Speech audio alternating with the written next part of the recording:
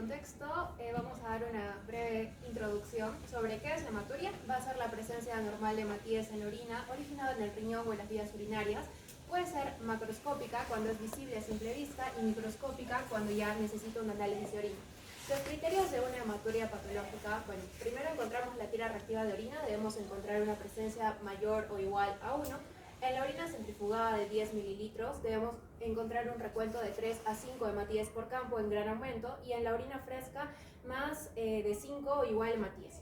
Situaciones que causan falsos positivos: una orina alcalina, peroxidasas bacterianas, contaminantes químicos como yodo o hipoclorito, y la hemoglobinuria, que es, y la mioglobinuria. Y situaciones que causan falsos negativos es una orina ácida, contaminación formalina, que va a ser la sustancia empleada como conservante de la orina, proteinuria severa y también el tratamiento con captopril o vitamina C. Acerca de los tipos de hematuria es un tema bastante amplio, pero vamos a hablar de una forma bastante general y resumida. Es así que primero vamos a encontrar enfermedades glomerulares aisladas asociadas con una hematuria macroscópica recidivante. Aquí es importante recalcar que un 10% de los niños que padecen hematuria macroscópica tienen una forma ya sea aguda o crónica de la glomerulonefritis, que se puede asociarse o no con una enfermedad sistémica. Las características clínicas va a ser que va a ser indolora o que algunas veces va a estar acompañada de un dolor inespecífico, usualmente en el abdomen o en la fosa lumbar. Relación con infecciones y enfermedades específicas. Vamos a encontrar en la nefropatía por inmunoglobulina A, que va a aparecer 1 o 2 días después de una infección viral o de las vías respiratorias superiores, y usualmente se resuelve en unos 5 días. Y en la glomerulonefritis aguda postinfecciosa, que va a ser después de una faringitis estreptocócica o el impétigo, la latencia va a ser de 7 a 21 días entre la infección y el desarrollo de la glomerulonefritis. Y también va a haber una hematuria macroscópica que puede durar entre 4 a 6 semanas. Y también podemos encontrar enfermedades asociadas como la nefritis hereditaria o el síndrome de Alport, y una enfermedad de membrana basal glomerular adelgazada. Estas enfermedades, estas patologías pueden estar acompañadas de hematuria microscópica o proteinuria, incluso también pueden no tener hematuria macroscópica. En las enfermedades multisistémicas asociadas a hematuria, bueno, aquí la hematuria, ya sea macroscópica o microscópica, va a ser indicativa de diversas enfermedades multisistémicas, como las que vemos: infecciones sistémicas crónicas, lupus eritematoso sistémico, nefritis por púrpura de Henoch-Schlein, enfermedad de Goodpasture, síndrome hemolítico urémico, nefrotoxicidad o necrosis cortical renal. La importancia diagnóstica es que muchas de estas condiciones, la hematuria va a ser un signo o un síntoma secundario ya a la enfermedad sistémica subyacente, y que la hematuria va a ser un indicador temprano de afectación renal. En el caso de la enfermedad tubulointersticial asociada a hematuria, aquí vamos a encontrar que esta hematuria va a estar relacionada a trastornos tubulorrenales y el intersticio, como la pielonefritis, la nefritis tubulointersticial, la necrosis papilar, la necrosis tubular aguda. Y hay una excepción, que es la necrosis papilar. Esta condición, la hematuria no suele ser una forma de presentación típica o no suele estar como un factor importante que afecte el manejo o la clínica de esta enfermedad. En el caso de las enfermedades vasculares asociadas a hematuria, pues vamos a encontrar los hemangiomas, los hemangiolinfangiomas, los angiomas o las malformaciones arteriovenosas, que son causas poco frecuentes, pero también se pueden presentar con hematuria ya sea macroscópica o microscópica, y a menudo acompañada de coágulos sanguíneos. También la presencia de malformaciones vasculares cutáneas pueden dar pistas de que está asociada a algún tipo de hematuria. Los más comunes son los angiomiolipomas, que son tumores benignos, causados o formados por los vasos sanguíneos, músculo liso y el tejido graso. Pueden romperse, causar hemorragias graves, y también puede ocurrir cólico renal si hay anomalías vasculares que van a obstruir la cápsula renal. El diagnóstico se hace mediante angiografía o endoscopía. Y aquí también nos habla acerca del síndrome de cascanueces, que va a ser una hemorragia unilateral de venas varicosas del uréter izquierdo, causado básicamente por la compresión de la vena renal izquierda. Los síntomas de este síndrome va a ser hematuria microscópica persistente, dolor en fosa lumbar y hipotensión ortostática, y el diagnóstico va a ser por ecodoppler, tomografía computarizada, flebografía de la vena renal izquierda o resonancia magnética. Luego tenemos las alteraciones anatómicas asociadas a hematuria. Aquí ya encontramos diferentes malformaciones en el aparato urinario que se presentan con hematuria macroscópica. Usualmente está relacionado con traumatismos leves y está relacionado con la obstrucción de la unión ureteropélvica, los riñones quísticos y también un aumento del tamaño de los riñones por diversas causas. Acerca de la etiología y patogenia, en primer lugar vamos a encontrar según su duración. Esta va a ser persistente o transitoria. Persistente va a ser cuando se encuentra 6 meses después de la primera determinación. Y aquí la microhematuria se va a considerar significativamente clínica cuando persiste al menos 3 muestras consecutivas de orina y separadas entre ellas de 2 a 3 semanas. Y transitoria es cuando se demuestra en una muestra aislada, pero el tiempo va a ser inferior a 6 meses.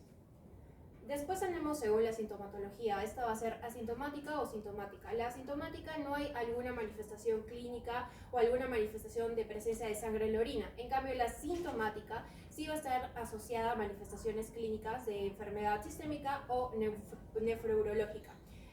Y también en este caso la presencia de proteinuria va a ser un indicador de gran importancia para establecer el pronóstico y el manejo. En la clínica, en las manifestaciones clínicas generales, podemos encontrar fiebre, malestar general, hipertensión, edemas, manifestaciones no específicas como rash, púrpura, artritis, clínica respiratoria, ictericia, y manifestaciones urinarias como la hematuria, que tenemos que ver la duración, el carácter intermitente, si es continua, la relación con la micción, la presencia de coágulos, también disuria, dolor lumbar o abdominal. Y por último, según su origen, que vamos a encontrar glomerular o no glomerular. La glomerular se va a originar en el glomérulo renal, de modo que los hematíes van a ser dismórficos y van a tener un volumen corpuscular medio disminuido. En cambio, la no glomerular se va a encontrar en cualquier nivel de las vías urinarias. Y más del 80% de los hematíes van a verse de forma normal y van a tener un volumen corpuscular medio similar a los hematíes sanguíneos. Aquí es importante orientar la hematuria según su origen, porque apoyado con la meticulosa historia clínica, más la recogida de datos del examen clínico y el examen físico, nos puede apoyar para indicar una indicación de estudios complementarios y la valoración en el ámbito hospitalario. Aquí tenemos una clasificación etiológica de la hematuria, lo que estábamos hablando, respecto a la glomerular y la no glomerular y sus diferentes patologías. Aquí también encontramos algunas diferencias entre lo que es la hematuria glomerular y no glomerular. Por ejemplo, en la glomerular, en la clínica, no se suele asociar con dolor, se puede acompañar de otros signos como oliguria, hipertensión. En cambio, en la no glomerular sí se asocia con dolor abdominal, en el flanco, disuria. El aspecto macroscópico, importante, la glomerular tiene aspecto de Coca-Cola parda, sin coágulos, con una coloración uniforme durante la micción. Y en la no glomerular es roja rosada como agua de lavar de carne, con posible presencia de coágulos y sin uniformidad a lo largo de la micción. La proteinuria es frecuente y variable en la glomerular y en la no glomerular es infrecuente y leve. Y los cilindros hemáticos pueden estar presentes y en la otra ausentes. Este es un cuadro con el abordaje inicial. En primer lugar vamos a tener que hacer la anamnesis, la exploración física. Después solicitamos la tira reactiva de orina. Si esta es negativa, puede tratar de una falsa hematuria y se deben valorar los falsos negativos de los cuales hablé al inicio, y si es positiva se pide un sedimento de orina. Si este sedimento de orina es negativo, se puede tratar de una hemoglobinuria o una mioglobinuria y se valoran los falsos positivos. Entonces, si el sedimento de orina es positivo, tenemos que evaluar si hay síntomas. Si hay síntomas como dolor lumbar o abdominal irradiado, solicitamos ecografía, radiografía de abdomen, hemograma, bioquímico, coagulación. Y si nos sale que es una masa, se solicita el ingreso. Y si encontramos una urolitiasis, también se solicita el ingreso. Si tiene síntomas como oliguria, hipertensión o edemas, también solicitamos hemogramas, bioquímicos, coagulación, urocultivo, valoramos la radiografía de tórax y el test de estreptococo. Y si es una glomerulopatía, se solicita ingreso, y si es un SHU, también un ingreso. Y si tiene síntomas de síndrome miccional, se solicita urocultivo y GRAM, y lo más común es que sea una pielonefritis o cistitis. En cambio, si no tiene síntomas, se puede tratar de una macrohematuria aislada, también para lo cual vamos a pedir hemograma, bioquímicos, coagulación, urocultivos, valorar complementos de 3, la relación creatinina, calcio y una ecografía abdominal. Si es normal, se hace seguimiento por nefrología, pero si hay alguna alteración, se toma una actitud según los hallazgos. Y si no tiene síntomas, también podría ser una microhematuria asintomática aislada, donde se necesita confirmar en 2 a 3 muestras en 2 a 3 semanas.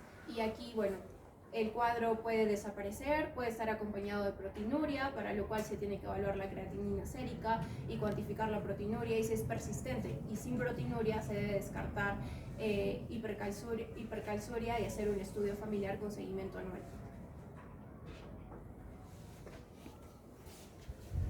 Bueno, continuando con la exposición, ahora yo voy a hacer un recalco de lo que vienen a ser los procedimientos diagnósticos y qué pruebas complementarias se deben pedir en estos casos.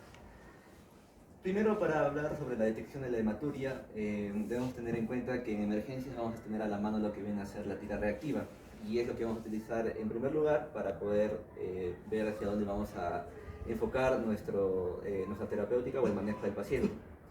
Bueno, la tira reactiva va a ser el screening inicial, y esta puede llegar a detectar entre 5 y 10 hematíes por microlitro, que se traduce a 2 a 5 hematíes por campo grande. Este usa una reacción de peróxido de hidrógeno con lo que viene a ser la hemoglobina, y nos van a dar una coloración entre verduzca y amarillenta. Esta va a tener una sensibilidad entre el 91 y 100% y una especificidad entre el 65 y 99%. Esto va a ser el screening inicial. Sin embargo, para poder confirmar este diagnóstico vamos a necesitar lo que viene a ser un análisis microscópico del sedimento. Ahora bien, debemos tener en cuenta que lo que viene a ser la tira reactiva, si nos podemos dar cuenta, su sensibilidad es muy alta. Eso que nos indica que si la tira reactiva nos sale un negativo, es muy poco probable de que ese paciente esté cursando por una hematuria. Sin embargo, si por su especificidad no tan alta, si es que nos sale positivo, por eso es que se tiene que confirmar para poder descartar o confirmar si es que estamos frente a una hematuria. El análisis microscópico de sedimento va a ser el gol estándar que nosotros vamos a manejar para lo que viene a ser una detección de la microhematuria, y el diagnóstico se va a basar en un contagio de hematíes por campo de gran aumento, en el cual debe haber una cantidad mayor a 5 hematíes en lo que viene a ser el contagio. Hasta aquí tenemos lo que viene a ser el diagnóstico, bueno, la confirmación de que estamos frente a una hematuria. Sin embargo, la desventaja de ello es que no vamos a saber si es que estamos frente a qué tipo de origen, ¿no? Si es glomerular o no glomerular. Y para eso existen otros tipos de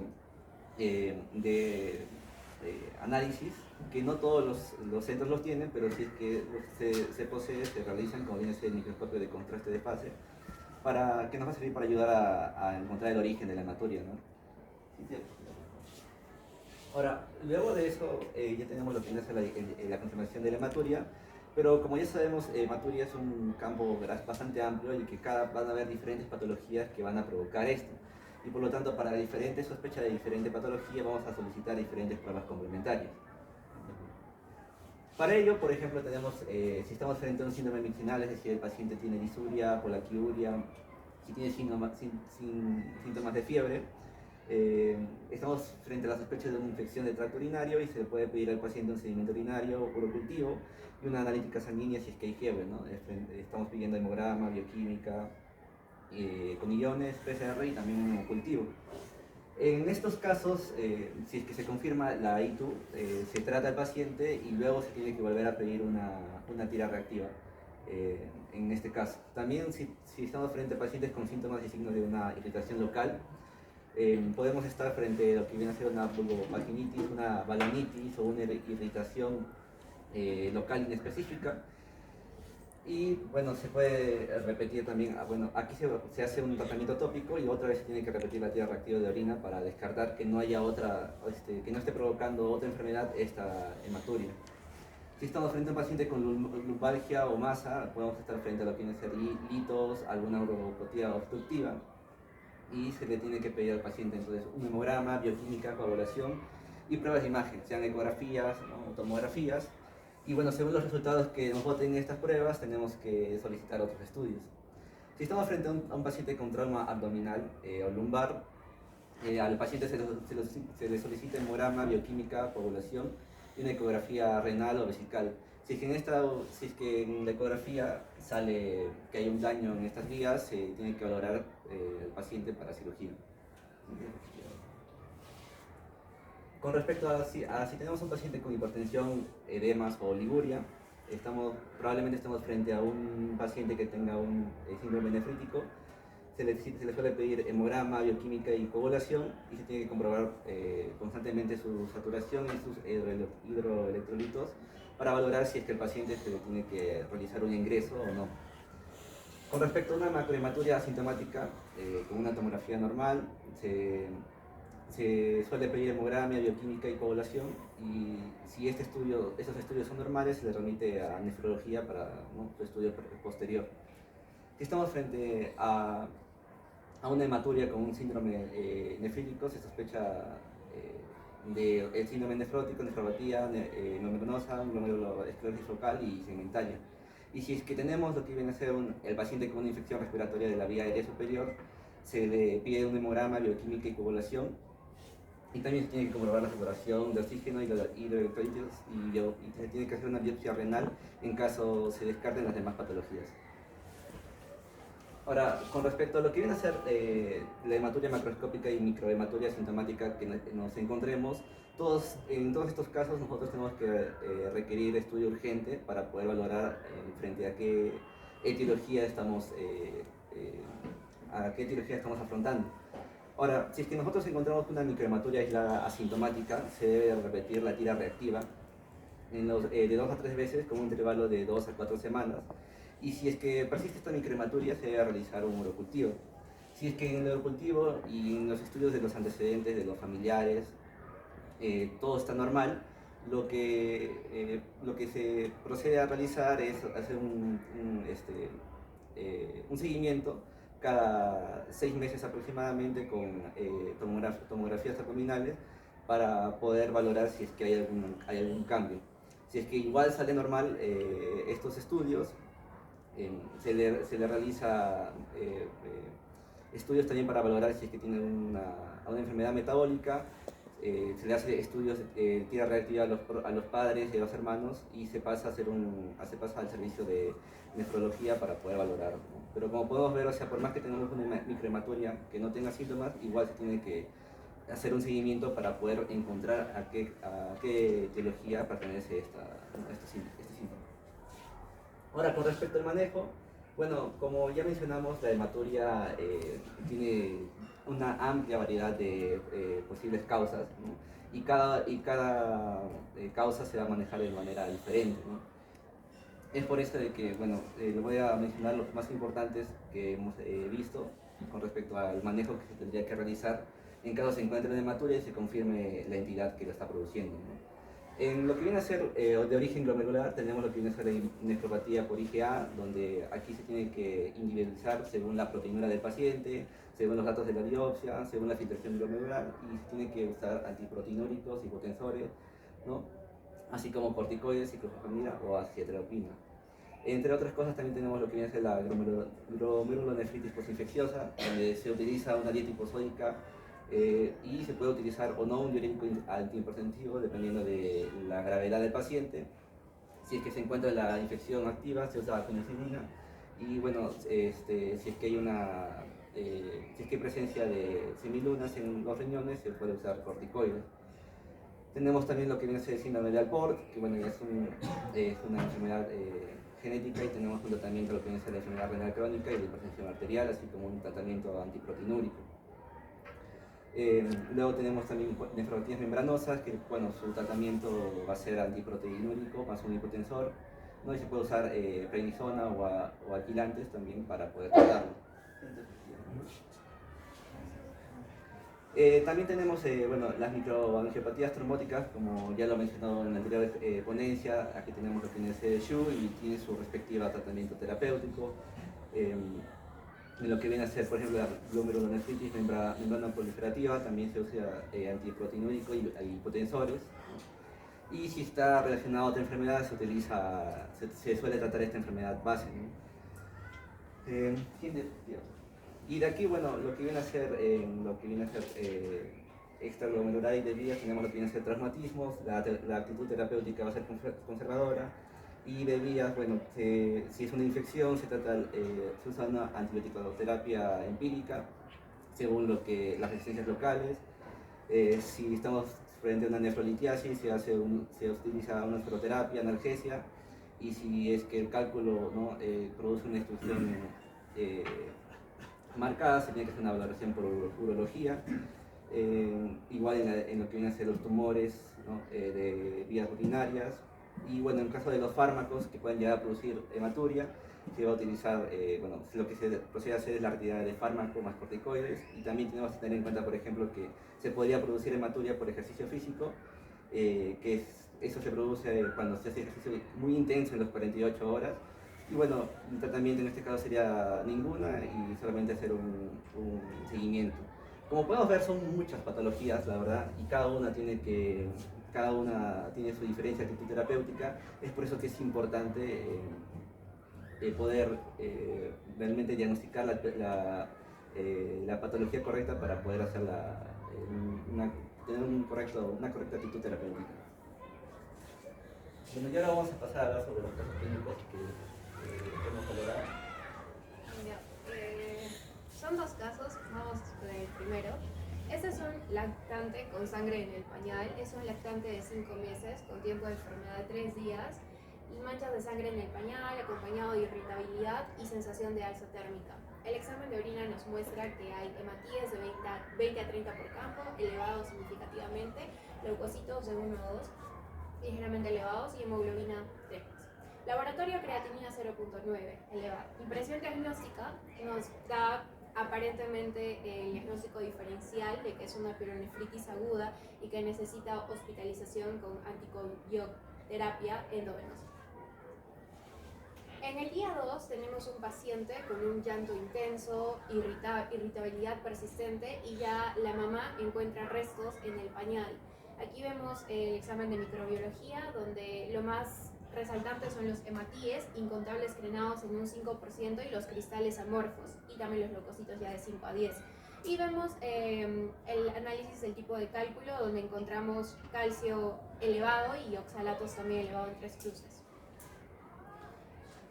Aquí los datos importantes es los hematíes por campos que están elevados, la creatinina elevada en 0.9, lo normal es de 0.2 a 0.3, los leucocitos, los cristales y la presencia de litos en el pañal que la mamá pudo observar. En la clínica que tiene el bebé tiene irritabilidad y llanto, inconsolable, presencia de hematuria, ligera piuria, también que podría estar asociado a una infección urinaria. Dentro de las etiologías probables, tenemos que el 75% de los cálculos en la infancia van a estar compuestos por sales cálcicas. Dentro de los mismos, los de fosfato cálcico y los de causa infecciosa son los más frecuentes en niños menores de 2 años.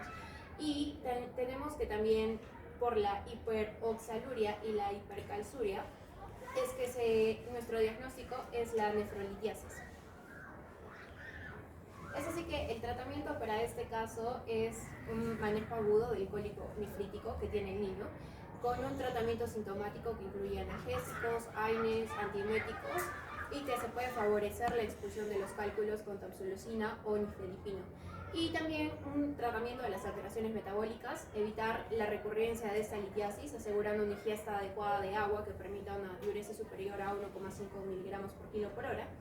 Y en el caso de la hipercalciuria que presenta el niño, restringir el calcio, no sobrepasar 500 mililitros diarios de lácteos, restringir la sal de 2 a 3 mil equivalentes por día y tratamiento con citrato, que va a ser una opción terapéutica de 1 a 2 mil equivalentes.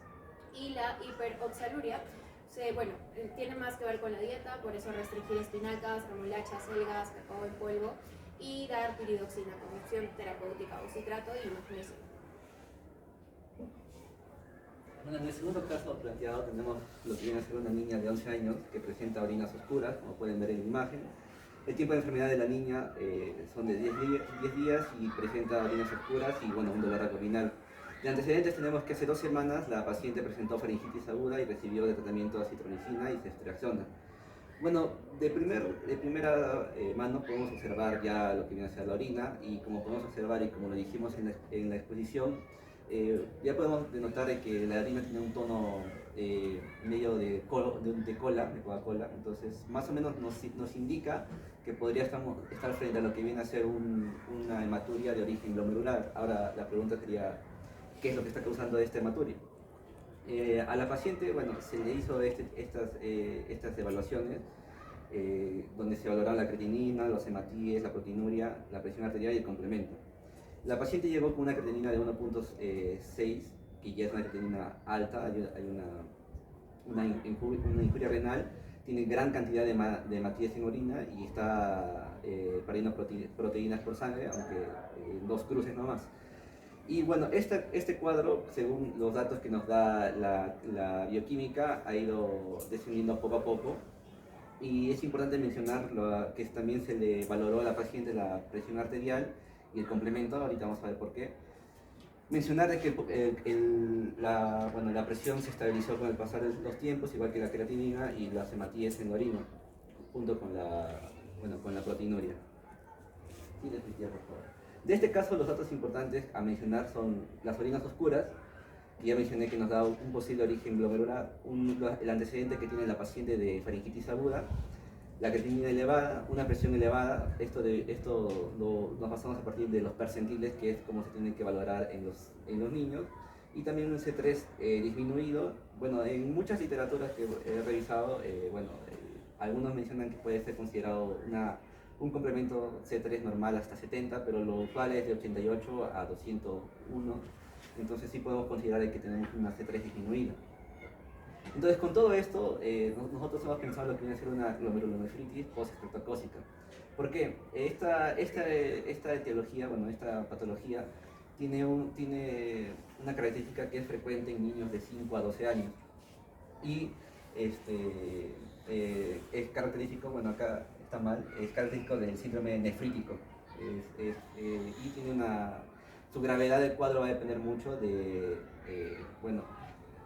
la sintomatología va a depender mucho de la gravedad del cuadro. Entonces, la paciente cumple con lo primero que se menciona, que la paciente tiene 11 años y está en ese rango de edad y tiene un síndrome nefrítico, el cual se va a caracterizar por una hematuria, se va a caracterizar por una proteinuria en la orina y va a haber un aumento de la creatinina y también puede haber hipertensión, que como hemos observado en la paciente posee estos síntomas.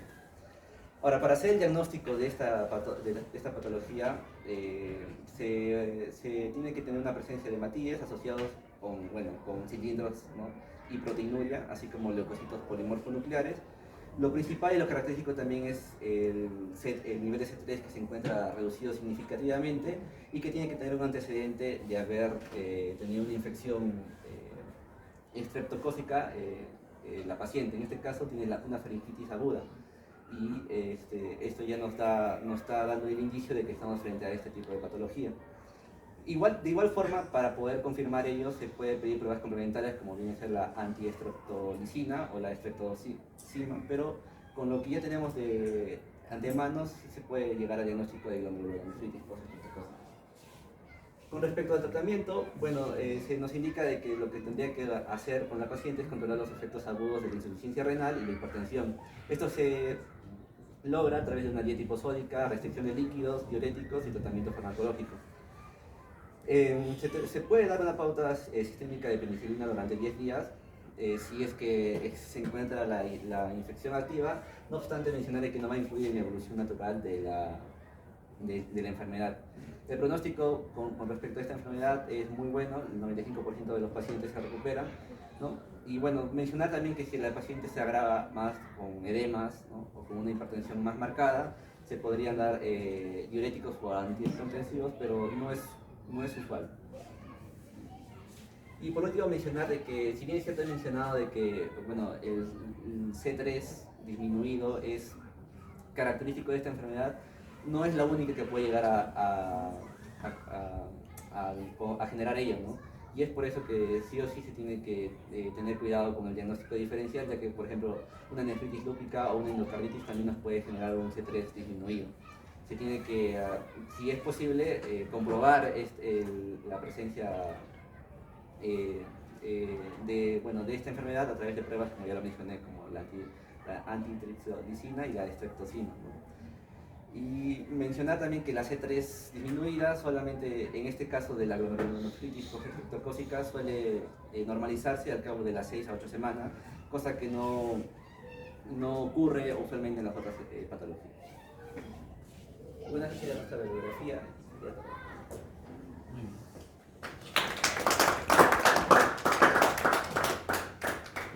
entonces, como han visto, hematuria es un tema un poco grande y yo tengo un par de preguntas para los expositores. ¿Cuál sería la causa más frecuente de hematuria en pediatría? Desde todo lo que han visto.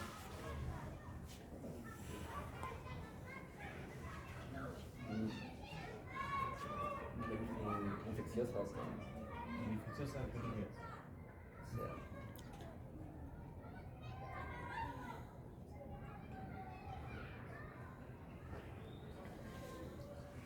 O sea, que por ejemplo, una pielonefritis podría Muy bien, una infección urinaria. Las causas infecciosas, específicamente una pielonefritis o una cistitis, puede ser lo más frecuente, casi 80% de los casos. Y obviamente uno está acostumbrado a que una infección urinaria sea probablemente fiebre, dolor, ardor, pero hematuria también puede ser. ¿Y la segunda?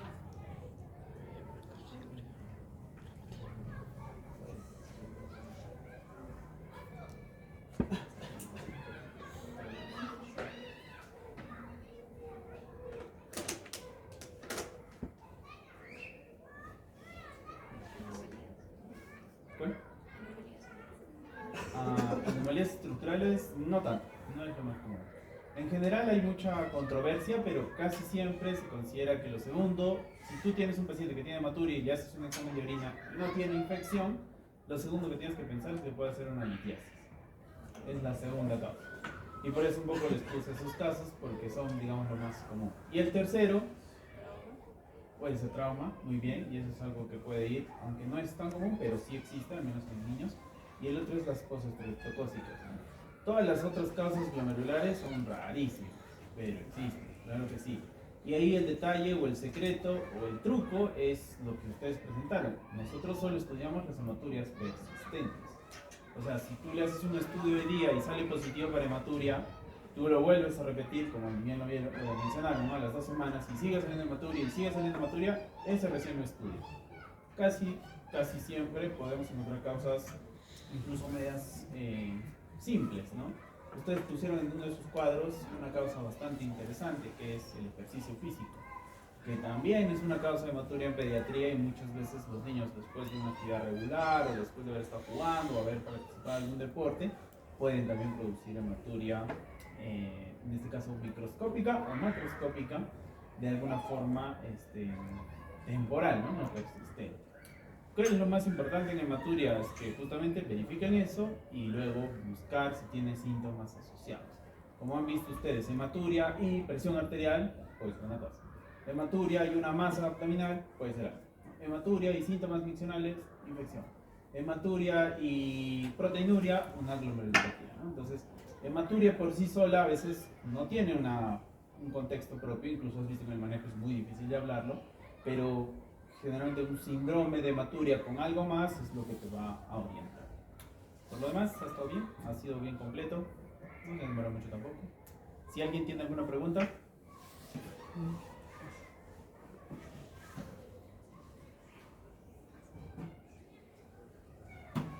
Bien, y una pregunta del examen.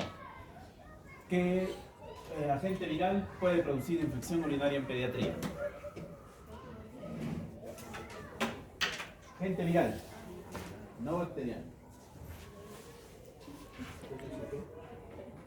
Para que lo busque. Puede venir en el examen.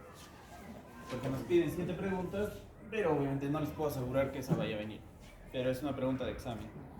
Agente viral que produce infección urinaria con hematuria. ¿Algo más? Sí. ¿Algo más tenemos que hacer? Me falta el nombre de los chicos. ¿Me puedes poner tus nombres o tus nombres?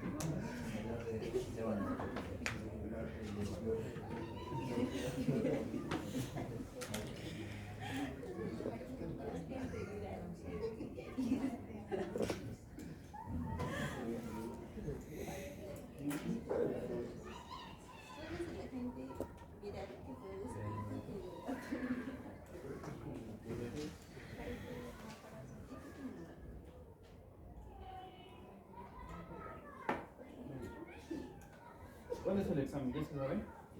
¿El 1 de septiembre? La próxima semana. Ajá. ¿Y dónde están los chicos del otro? ¿Ya se fueron? Los Shus, tú eres un Shu.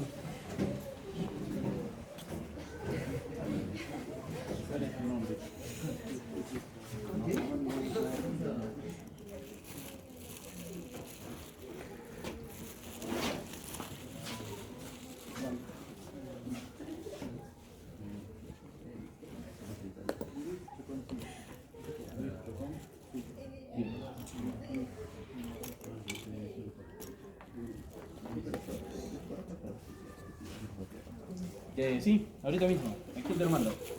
Porque el delegado no me entendió, así que no es mentira. Tengo el número de los números por mí.